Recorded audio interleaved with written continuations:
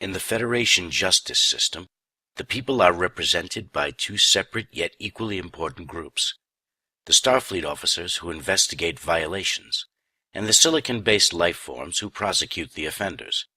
These are their stories.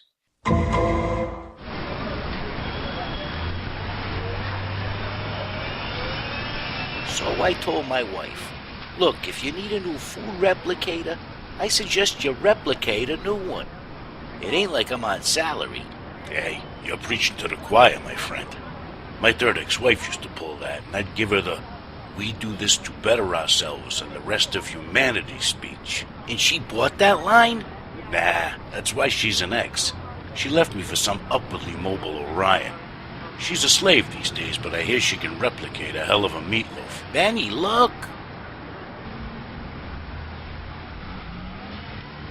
Geez, Ray, you want to slow down? I downed a swimming pool's worth of scotch since I won that high school track medal. Now what do we have here? Looks like your Vic is one of them Ferengi. Another milestone in deductive reasoning. DNA scans identify him as a guy named Bran, a solicitor. It's gonna be tougher trying to find someone who didn't want to kill this guy. Anyway, there are no apparent wounds of any kind. The medical examiner is en route. We'll know more after he examines the feller. Well, until the ME gets here, I want a portable stasis field set up around the body. I want special attention paid to the Vic's hands for particle traces. I also want his lobes scanned for possible foreign DNA. His ears, Detective? He's Ferengi. I guarantee he's had Umox in the last 24 hours. Call it a hunch. What, you got something against the man dying with a smile on his face?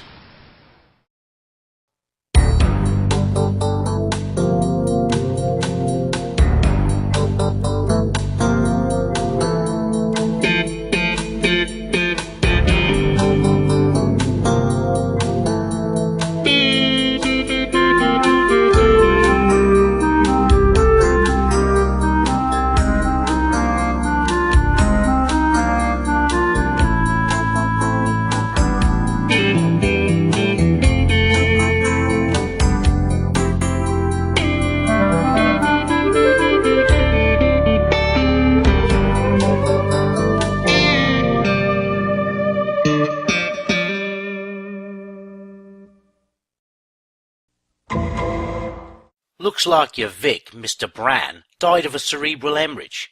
So the lawyer died of natural causes?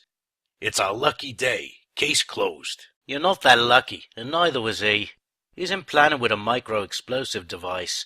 He never knew what hit him. Well, let's find someone who did. What else do we know? There were traces of tricobalt and serenite diboramide. The prep's original, I'll give him that. Serenite diboramide is a gelatinous chemical agent commonly used to remove scarring on starship hulls, resulting from asteroid strikes. It's rubbed over the scarring and then exposed to mild concentrations of alpha waves. The reaction removes the scarring. To my knowledge, it's never been used in this way. What way is that? As a detonation catalyst. The tricobalt is encapsulated in a very thin metallic membrane, separating it from the serenite. Introduce some alpha waves, and bang! So basically anyone with a device emitting alpha waves could have set off the explosive implant. That's about right, but alpha waves dissipate quickly.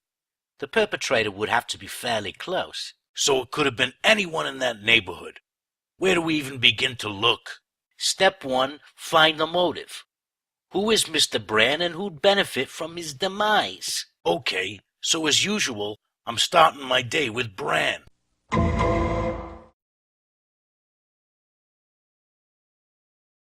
According to a witness, Bran returned to his office at about 16:30 after some slip and fall litigation.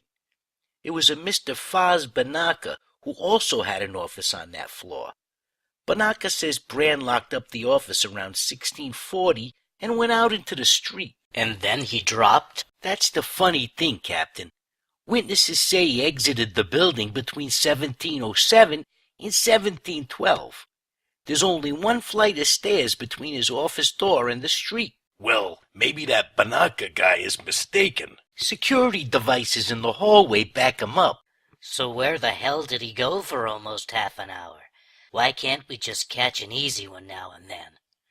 Get out there and take a few scans. Maybe there'll be some kind of transporter trace or residual alpha waves.